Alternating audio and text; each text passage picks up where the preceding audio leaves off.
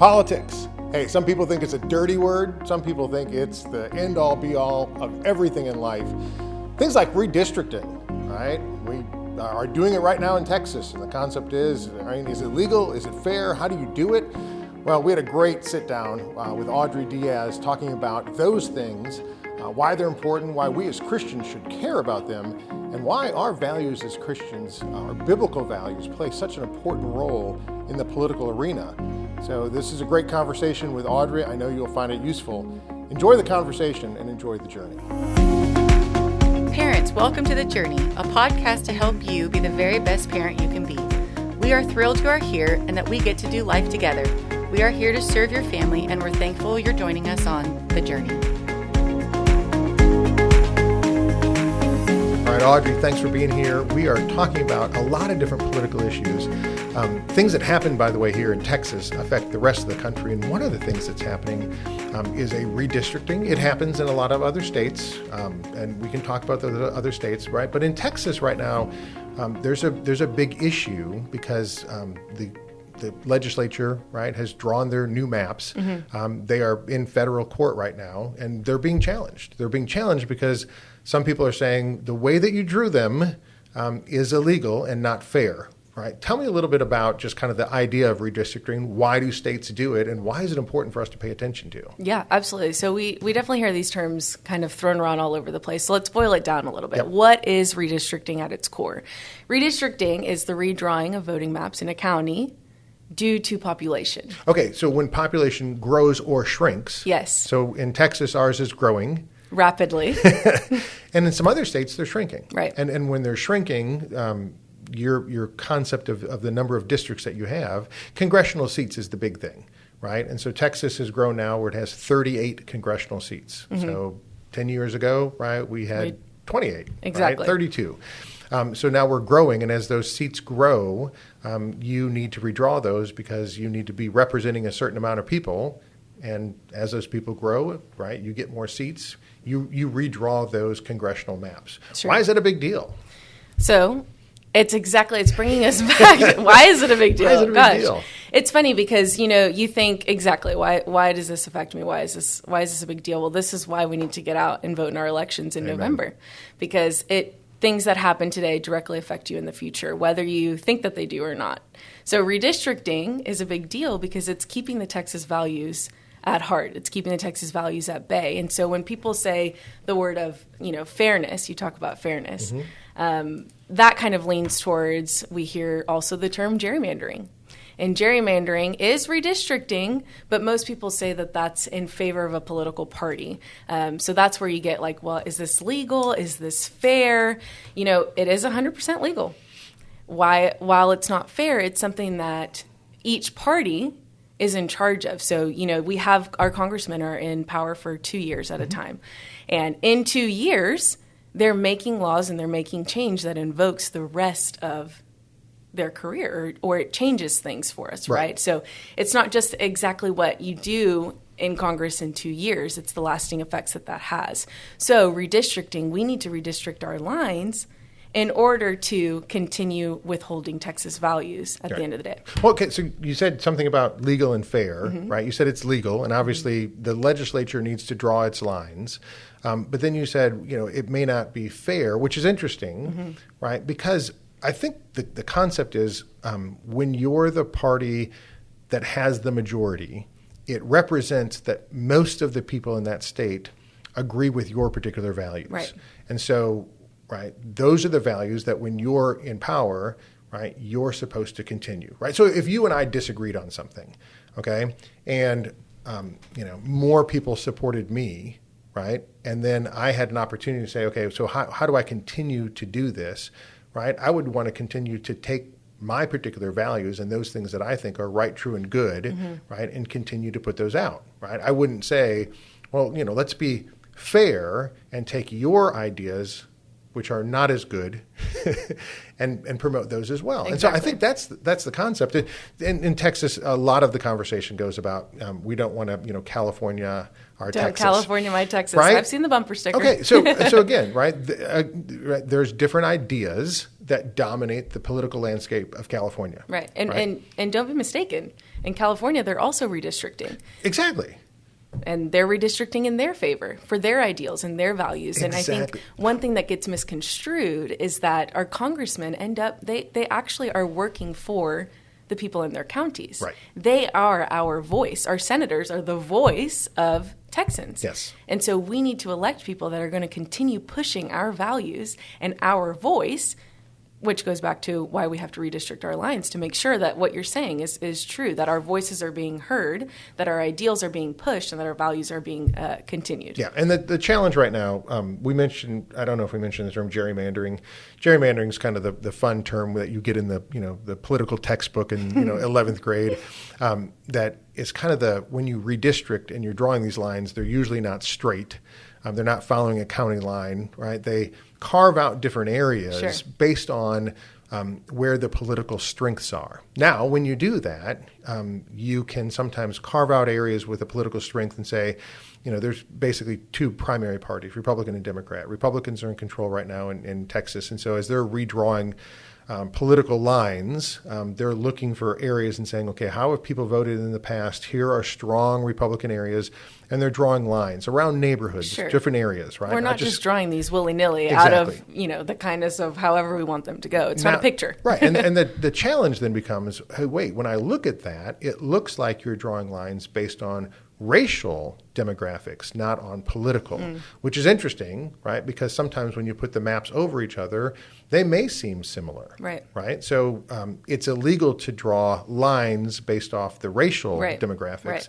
It is legal, and really the only way you can do it, or should be doing it, is based off of the political, right? Now, if those two maps overlap and there's similarities in it, right, it becomes wait, what are we doing, right? Are we looking at trying to take a particular group of people and not give them a voice? Or are we saying, right, we're drawing lines based on people how they have voted?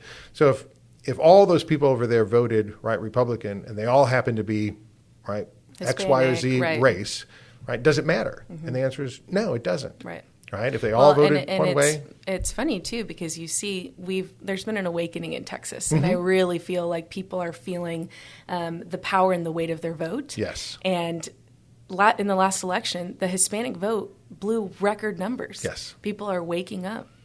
People are wanting to be involved. People are realizing that what they're voting for truly does affect them. And so I think we've seen a lot of that too. So when people toy with that fairness of, is this because of my race? Is it not? No, it's not. It's just we're seeing people wake up. Yeah. Yeah, and you mentioned, it was funny, you mentioned the November election, which is usually in our mindset of when we think about elections, right? We think about November. I want to go back, right, to the election before the November election, right? And that's the primary election. Right. Because right now, Texas is also considering the idea of closing our primary election. Okay? So if I'm Republican or Democrat, I don't have to declare that in Texas. In other states, you do, right? But in Texas, you don't. Right. Okay? So when it's March and it's primary season, I can go vote in either the Republican or the Democratic primary. Okay? And so I can choose to influence whichever party I want. And then, depending on who wins, that doesn't determine who I have to vote for in November. Right? So that's one of the things is you're seeing a lot of bleed over, right? Like if I were a Republican living in California, right, am I going to have a lot of influence in the primary, right, putting up somebody against a very, very heavily Democratic state? Right? So I might say, you know what, I want the best, right, person, right, to run in their party to represent my views and values, so I might vote in the other person's primary. So that's a very interesting thing to think about, right, that all of these elections are important, and each of the opportunities that you have to express your vote really becomes a very important, opportunity for you. A lot of people don't realize that when you vote in a primary, though, you can't get involved in that particular party's election and their conventions unless you voted in that primary. So if I voted in the Republican primary and I want to go to the Republican precinct meeting and I want to go to the Republican, convention, the state convention, the national convention, I have to be in the Republican because I voted in the primary. Well, and that goes back to you voted for a reason, right? That goes back to why you need to be informed to become involved. Right. If you voted in the primary Republican, chances are you're not going to really want to go to the Democratic convention in November. Right. So it's understanding why you're voting, not just checking off a name, bubbling in a name. It's understanding the value that you're voting for, the cause that you're voting for, and then moving forward that way, being involved, being informed. Yeah, and it's interesting. A lot of people, and this is so important for me, a lot of people struggle sometimes with voting, especially when it's a presidential election, and sometimes the top of the ticket influences their thoughts on the rest of the ticket. Sure. So it's like, there isn't anybody running for president that I like, and so I'm not going to vote for anything. And all of a sudden, right, you're missing, that election for your governor. You're missing that election, for your state representatives. You're missing that election in Texas for judges, right? Because we get to elect all of our judges. And so all those down ballot things become tremendously important. Absolutely. And if you're not voting at all, right, you're not influencing. The other part of it is the presidential election isn't just about the president. Say that one more time. The presidential election is not just about the president. Right. And can I just tell you, I love our Constitution, right? Me too. The framers, when they put it together, I know it's, going on 250 years. When they put it together, there was a lot of things that they obviously couldn't foresee, right? Artificial intelligence, what do we do with all that? But the framework that they gave us, right? The frame that goes around the picture of our country that we get to build is really genius. Yeah. It's amazing. And one of the things that I love is how they have the federalism, right? You've got your local, your state, and your federal. But then you also have the different branches of government. Right, so you've got your executive, your legislative, your judicial, and I love how when we go and we vote for the president, and really the president from their perspective, and George Washington did a great job with this by stopping at 2 terms, right? Because it wasn't set at the beginning, right? We knew we didn't want a king, and we elected the very first person without giving him any term limits or anything. We elected a person who set term limits himself, and just said, "Hey, I want to go back home." Right? I've served my country. I've done my duty. I've done my time. And then later we actually set it so that it's only 2. But a lot of people look at that and they go, "Okay, maybe the president doesn't represent all my views and values, and Jesus isn't running for president, so I'm not going to vote." Which Jesus isn't going to run for president ever. If only. He's king. He doesn't need to be president. Exactly. But the importance of the president in selecting Supreme Court justices, oh my gosh, it's huge. It's huge. It goes back to that lasting effect. Yes. You're not just voting for a person for 4 years. While you are, it's also what are you getting out those next 4 years? What are you getting the next 8 years? Because a Supreme Court justice, that's a huge decision to make. Lifetime. Lifetime. It is a lifetime appointment. Right.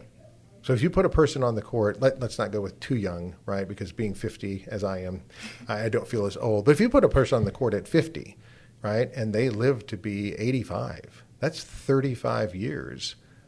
Of their ideology. Of their ideology. Of their values. Of their values, right? And the longer they're there, the more influence and power that they have. Right. And so it's an amazing concept to think about.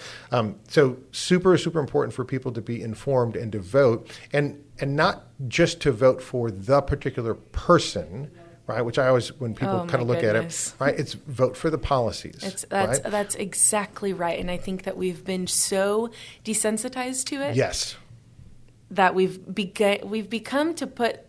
have begun putting these people on a pedestal. Yes. At the end of the day, all of our senators, our president, everybody in Congress, they're human beings. Right. And you have to vote them in for their policy. You have to understand what their platform is, what they're going to invoke, what change they're going to invoke, what that means for you, aside from their personality, who they are as a person. And that is a huge comment to have made, because it's so true, and we're seeing it so big right now. Yeah.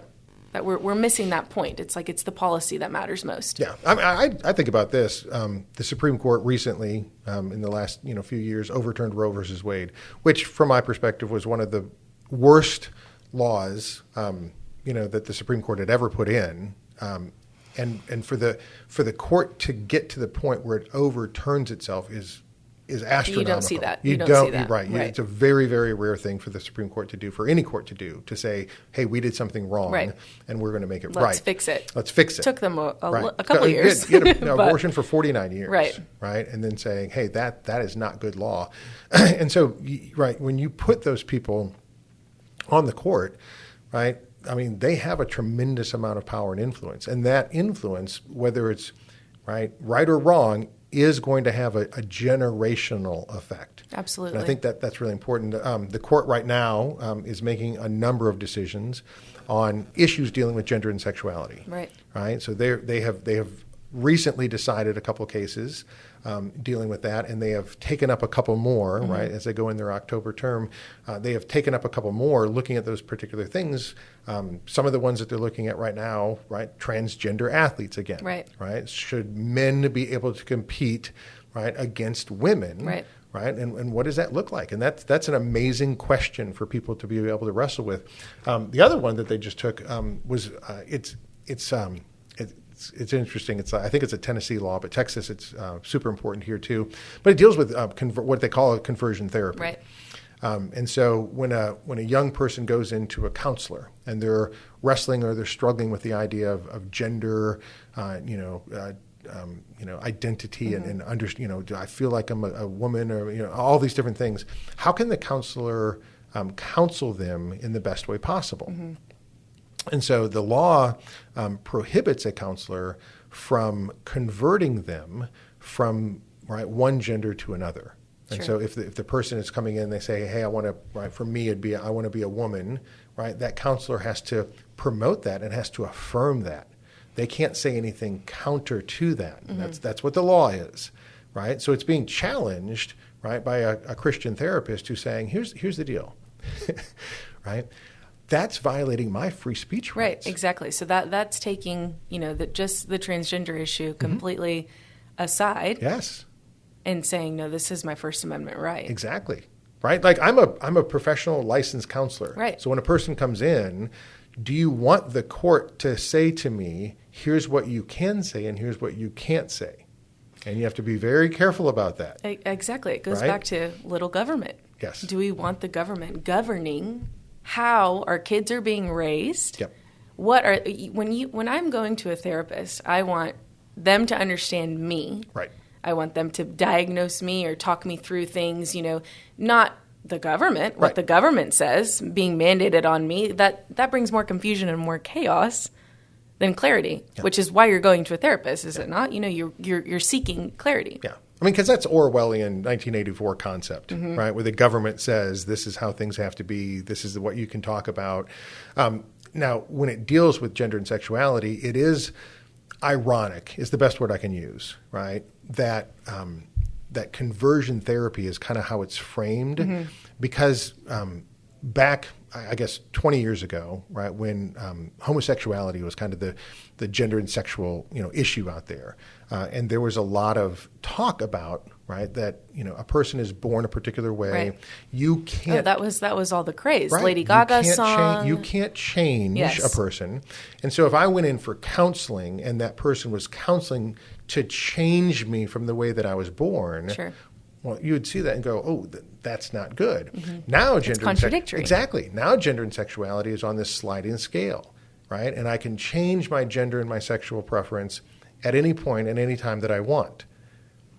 And so now it doesn't make sense. The rhetoric is changing. Exactly. It doesn't make sense not to have that person counsel them and say, hey, let's have this conversation, and be able to counsel them to go wherever direction. Right. Because it's something that's not immutable as part of my character. And so it's interesting how, right, as the world changes and they take these different ideas, right, it seems to be like, from our perspective, right, I use a biblical worldview. Exactly. And so my view of things doesn't change. Right. I believe that God has created male and female. The Bible is a living document. The Bible, it's just as alive today as it was. It's the same. And so I don't have to change my views and my rhetoric and my language and all my different things to try to fit what I particularly believe, because what I believe is the same thing as God has designed.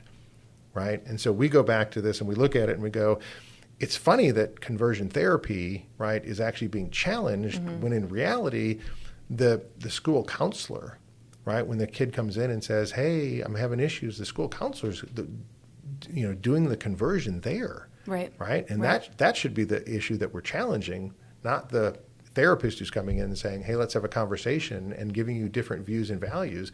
I think one of the biggest things is when I watch and listen to young people who have gone through the whole gender transition, they have had surgeries, and a lot of this is coming out of Europe now.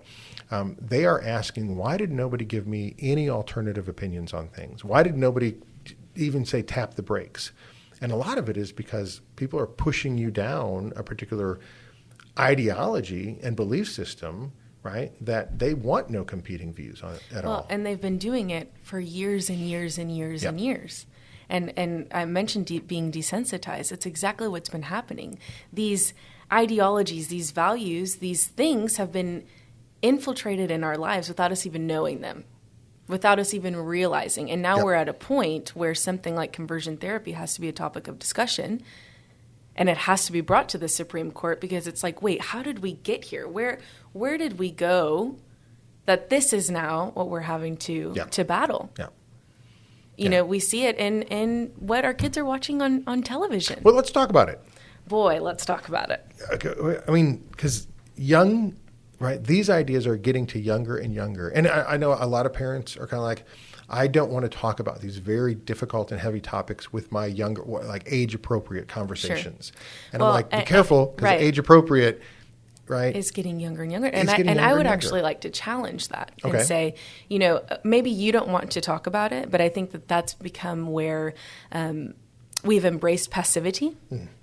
And the family has to step up. Yeah. We need to go back to our biblical principles, that core nucleus of our family, where our family, unfortunately, you're going to have some difficult conversations. You're going to have to get out of your comfort zone, because your kid could be watching Transformers, Cocomelon, kid shows. Yep. You walk past the TV and you just assume, it's just TV. Well, they're invoking these ideologies in these small cartoons, in our cartoons, and to where it's, your kids are now going to start asking you questions. You have to have an answer.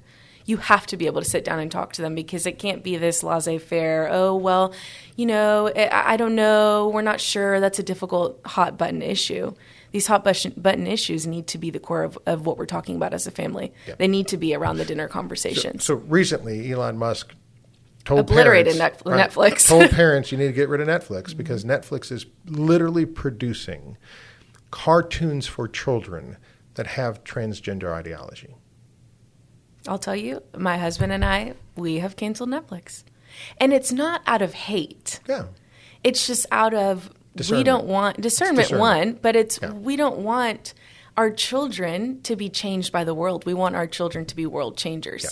And we want to get to them before the world changes them. The other thing, the court recently allowed public schools. Okay, public schools were giving transgender ideology to young kids, right? 3, 4, 5 years old, books, materials, things like that. And parents complained about it. And the Supreme Court said, no, you can't give those things to those children without telling parents. Absolutely. Okay, which is crazy to think that, right? I don't think parents understand, right, that they really don't know what's being taught to their children. And you hope, you send your kids to school and you hope that they're getting taught the same things that you're teaching them at home. Yep. That's why it's so important to start in your house. It is so important to have these conversations at home, because then your kids can go and they can defend an argument at school. They can ask the questions. It's not just sitting there soaking in. Kids are like sponges, right? Yeah. So you're soaking all this information. They're supposed to be, my goodness. But you're sitting there soaking in all this information and going home and telling your parents, well, my teacher said this and this is what I believe, or lack thereof. They don't even have to tell them anymore. Yeah. It has to start at the home. Yeah. And I think this is where some parents, they feel like, I don't want to have these political conversations. And let's go ahead and say it. A lot of people have a problem with the church talking about these issues, because they feel like the church shouldn't be involved in politics, which is, to me, right, when I look at these issues, I go, okay, these are moral and social issues that Scripture speaks to. Right. Right? because they're political, right, it's kind of one of those things saying, no, these should be issues that the family is dealing with, that the church is dealing with, right? How did government get involved in these in the first place? Now, because they are involved, right, I need to be involved. Right. Because they have made these political issues. They have forced these things upon me that now I need to say, oh, right, we need to be talking about these things. So I think the church needs to be addressing these and needs to be informing parents, right, about the particular issues so that they can go and have the conversations at home and they can go to the ballot box and put good people in who represent their views and values, as opposed to saying, oh, that's not important, that's political, right? We're living in this spiritual world. That's the temporary world. We're not going to pay attention to it. And it's like, no, right? Because those things are affecting your family and the way that the freedoms that you have in being able to raise your family. Right.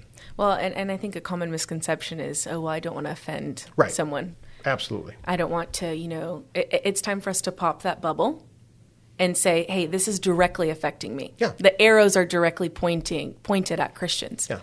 I always say, you don't have to be offensive. Right. Of course not. But say it in love. Right. Say it in love. Bring them back to the Bible. Yeah. But I'm always reminded that Jesus, right, we say that we're Christ followers, and I look at what Christ did, right, in his walk, and it's like the perfect man who was sinless ends up paying a penalty, right, for a crime that he didn't commit, okay? And so the concept is he was offensive without being offensive. Right. He offended people, right, just by his presence and who he was. And when he stood for truth and what was right and what was good, standing boldly on your convictions. People get offended by it. And now you can say, well, I don't want to be offensive. Well, don't be offensive. But if other people are offended because what you're saying is right, true, and good, right, then that becomes their issue, not yours. I think there's a huge difference in good versus evil. There's a huge... Truth is a real thing. Yes. And you can't argue with the truth. There's biblical truth to back up all of your statements, So it's knowing how to defend your statements. It's knowing how to defend your faith. It's knowing how to, again, going back to getting informed. Again, going back to our earlier conversation of electing people that are going to be your voice, that stand for the things that you stand for. Because unfortunately, where we're at in our climate today, we just saw Charlie Kirk's martyrdom. Mm-hmm. Christians are being targeted. Yeah. And it is time for the church to rise up. We've seen a revival throughout the country. Praise God that we've seen a revival throughout the country. It's time that we don't lose that momentum. And we dig our feet in the sand and we say, no, this is what we stand for. Yeah. This is truth. Regardless of the cost. Regardless of the cost. Yeah. Because if it's true, it's true. Right? So if the world pushes back on it with lies, right? My thing is, I guess it's Ephesians 6, right, where I'm in the armor of God, right, and it literally tells me just to stand. It doesn't tell me to advance, right? Christ has already won the victory, but it does say to stand. Right. And so if the world pushes back, how hard the world pushes back, that's not up to me. My job is just to stand. And so my job is to present truth in love. In love. Right? But if the world pushes on it, it's like, well, okay, but I'm just called to stand on the word of God. Right.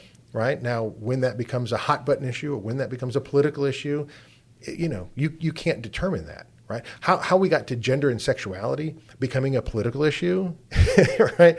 I mean, I had the conversation a few weeks ago with Ricky Shillette, and we were talking about Carl Truman's book, The Rise and Triumph of the Modern Self, because he wanted to answer that question. Mm-hmm. Like, how did we get here? How did we get to the point where these questions are being asked and answered by a culture Absolutely. that we're already, I mean, these are done deals. Right? Who in the world is going to say, Audrey, are you a male or a female? Or I don't know what a man or a woman is. I don't know how to approach you. Which is the craziest thing. Right. Right? You watch those things where like people can't define what it means to be a woman. Right? It's kind of like, this is pretty easy. And you can counter that argument in Genesis. God created man out of the ground. He created woman out of man. Yep. He created them both in his own image. We're called to be fruitful and multiply. Yeah. There's truth. It's a God There's design. truth to back it's a God it up. Design. So that's why you have to get rid of it, because you Right. want to get rid of God. Right? And you have to get rid of everything that deals with God. That's what we're up against. Can I tell you what a great conversation with Audrey? Get ready for next week's conclusion to this incredible conversation about things that are important. And speaking of things that are important, it's you being engaged as a Christian in this particular political process.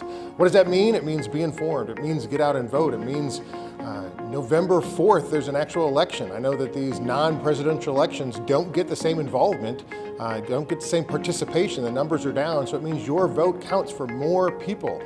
So get informed, get involved. If you need to email me for information about where you can find the information to be an informed voter, right? My information's in the show notes. Please reach out and share this with other people who need to know this information. Hopefully this was valuable for you, and next week we're going to conclude with even more valuable conversations with Audrey. Thank you for listening to this episode of The Journey. We hope this podcast provides information to help you raise your children, and it would help us tremendously if you would like, subscribe, share, and review this content on your favorite podcast platform. It is our pleasure to provide this information to our community, and we look forward to our next time together on The Journey.